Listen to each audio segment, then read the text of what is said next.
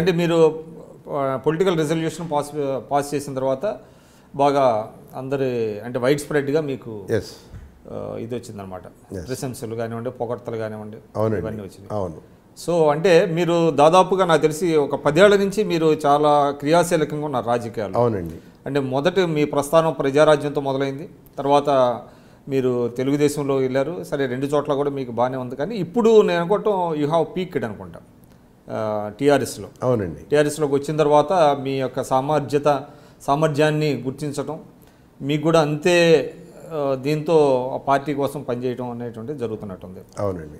అంటే ఒకసారి మీ ప్రజారాజ్యంలో ప్రస్థానం, అంటే మీరు ప్రజారాజ్యంలో పోటీ కూడా చేశారు. పోటీ కూడా శేర్లింగంపల్లి నుంచి మీరు పోటీ చేశారు. మంచి ఓటింగే వచ్చినట్టుంది అప్పుడు. ఎలాగా అంటే మీ ప్రస్థానం ఎలా మొదలైంది రాజకీయాల్లో? అంటే ప్రజారాజ్యమే నా మొదటి ఇది పొలిటికల్ స్టెప్ కాదండి. బేసిక్గా తెలుగుదేశం పార్టీకి అఫిలియేట్ అయి ఉన్న మనుషులం మేము, కమ్యూనిటీ పరంగా కానీ ఇంకోరా. అయితే ఏమైందంటే, ఎప్పుడైతే చిరంజీవి గారు కొత్త పార్టీ స్థాపించి కొత్త వ్యూస్తో ముందుకు వస్తున్నారో వారితో కలిసి పనిచేస్తే బాగుంటుందనే ఒక ఆలోచన చేసి నేను ప్రజారాజ్యం పార్టీలో చేరటం జరిగింది. 2008లో ఆయన పార్టీ స్థాపించినప్పటి నుంచి 2009 మార్చి వరకు కూడా అసలు ఆ ప్రజారాజ్యం పార్టీని ఒక ఉవ్వెత్తున శేర్లింగంపల్లి నియోజకవర్గంలో ప్రజారాజ్యం పార్టీ అంటే బండి రమేష్ అంటే శేర్లింగంపల్లి ప్రజారాజ్యం అన్నట్టుగా కూడా నేను అంత తారాస్థాయికి తీసుకెళ్ళగలిగాను. బికాజ్ ఆఫ్ నా ఎఫర్ట్స్ కానీ, నా వెనకాల ఉన్న ఎఫర్ట్ కానీ, నాతో పాటు నడిచిన క్యాడర్ కానీ వాళ్ళందరికీ కూడా మీ తరపున నేను ఇవాళ కూడా మళ్ళీ వాళ్ళకి థ్యాంక్స్ చెప్పాలి. అందరూ కూడా నాకు చేయూతనిచ్చారు. అంతే స్థాయిలో మనం పార్టీని బ్రహ్మాండమైన ఒక దీంట్లోకి తీసుకెళ్ళగలిగాం. తర్వాత ఆయన నాకు సీట్ ఇవ్వటం, నేను ప్రూవ్ చేసుకోవటం. ఎందుకంటే ఎలక్షన్స్ వచ్చేవాడికి ప్రజారాజ్యం కొంచెం తగ్గింది. ఈవెన్ ఆ పరిస్థితుల్లో కూడా ఆ రోజు నేను మరి శేర్లింగంపల్లి నుంచి 34,000 మధ్య ఓటు నేను తెచ్చుకోవటం అనేది అదొక బ్రహ్మాండమైన అచీవ్మెంట్ అండి. అప్పుడే అసలు నన్ను గుర్తించిన ఈ పార్టీలో బండి రమేష్లో ఇంత స్పార్క్ ఉందా, ఇతను ఇంత గట్టిగా పోరాట పట్టి చెవుగళ్ళ అనేది గుర్తించి అది నాకు చాలా ఫెచ్చింగ్ అయింది. సో అలా ప్రజారాజ్యంలోకి నేను రావటం. ప్రజారాజ్యంలో అప్పుడు సీటు కోసం మీరు ఏమన్నా ఫండింగ్ ఇచ్చారా? అబ్బాయి అటువంటిది ఏం లేదండి. నేను చెప్తున్నా కదా, శేర్లింగంపల్లిలో నేను చేసిన వర్క్ను చూసి అంటే అప్పుడు ఒక టాక్ వచ్చింది కదా ప్రజారాజ్యంలో. ఇప్పుడు వస్తుంటే రూమర్స్ ఎన్నో వస్తుంటే అటువంటిది ఏమీ ఇవ్వలేదండి. అటువంటి చిరంజీవి గారు పిలిచి మీకు టికెట్ ఇచ్చారు. చిరంజీవి గారు, అల్లు అరవింద్ గారు ఇద్దరు కూడా చాలా అప్రిషియేట్ చేశారు నన్ను, పిలిచి సీట్ ఇవ్వటం.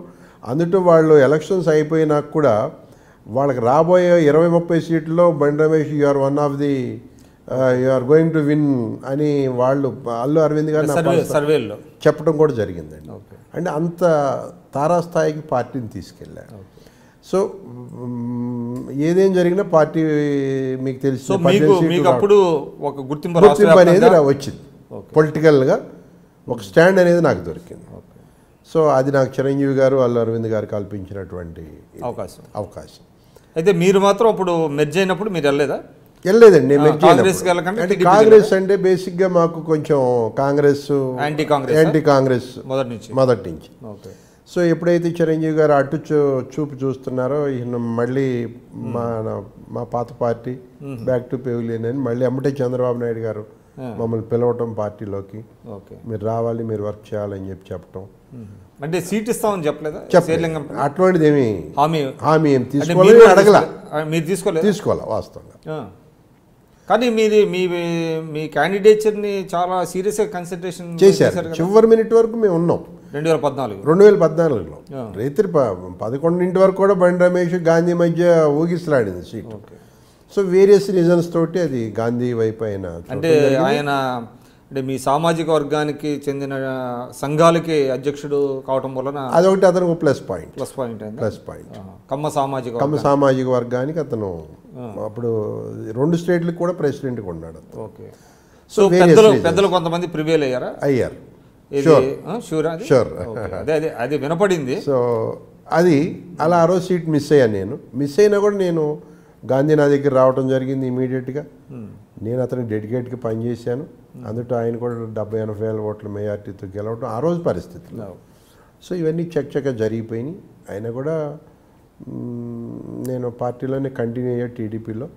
సరే అన్ఫార్చునేట్గా జిహెచ్ఎంసీ ఎలక్షన్స్ రావటం, ఆ ఎలక్షన్స్ వచ్చినప్పుడు టీడీపీ నుంచి నన్ను డిప్యూటీ మేయర్గా డిక్లేర్ చేసి నన్ను ఒక దీని నుంచి పోటీ చేయమని కార్పొరేటర్ పోటీ చేయమని అడగటం, ఎన్ని పరిస్థితులు జరిగినాయండి. అంటే మీరు ఒప్పుకున్నారు అప్పుడు దానికి? అంటే ఒప్పుకునే టైంలోనే నాకు కేటీఆర్ నుంచి పిలుపు వచ్చింది. అంటే నేను అనేది మీరు ఒక ఎమ్మెల్యేగా పోటీ చేస్తున్నారు. అవును, ఎమ్మెల్యేగా పోటీ చేసిన వ్యక్తిని కార్పొరేట్గా నిలబడమని అడగటంలో అంటే ఔచిత్యం ఏంటి? అంటే ఉద్దేశం ఏంటంటే రండి, పార్టీ అప్పటికి ఇక్కడ వీక్ అవుతుంది.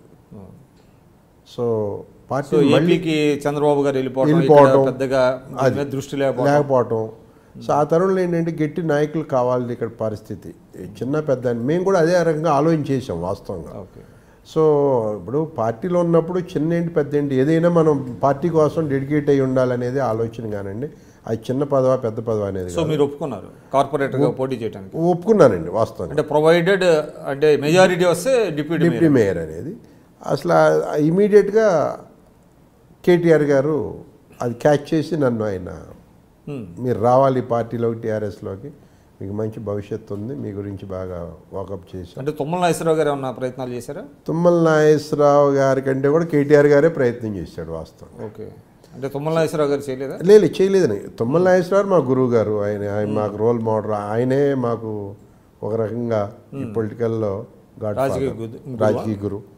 సో ఆయన పాత్ర వేరు. అయితే ఏంటంటే కేటీఆర్ గారు తుమ్మల నాగేశ్వరరావుకి మా బండి రమేష్ అంట మీ సామాజిక వర్గం, సో కావాలి, మీరు ఎట్లా తీసుకొస్తారు ఆయన పార్టీలోకి అని చెప్పి తుమ్మల నాగేశ్వరరావుకి ఆయన ఆదేశాలు ఇవ్వటం. ఇమీడియట్గా తుమ్మల నాగేశ్వరరావు నన్ను సంప్రదించడం. సో అప్పుడు టైం కూడా లేదు ఆ ఎలక్షన్ మూమెంట్లో, అంత చర్చగా జరిగింది. పార్టీలో చేరేటప్పుడు నేను కేటీఆర్ గారిని, కేసీఆర్ గారిని కలవటం, నా పొలిటికల్ అంబిషన్ కూడా వాళ్ళకి చెప్పడం, ఇవన్నీ జరిగినాయి. సో ఆ పరిస్థితుల్లో మనం టీఆర్ఎస్ అప్పుడు బేషరతుగా చేరారా ఏమన్నా కండిషన్స్? అంటే నేను కేటీఆర్ గారికి చెప్పే, కేసీఆర్ గారికి కూడా చెప్పడం జరిగింది. నా లైఫ్ అంబిషన్ ఈజ్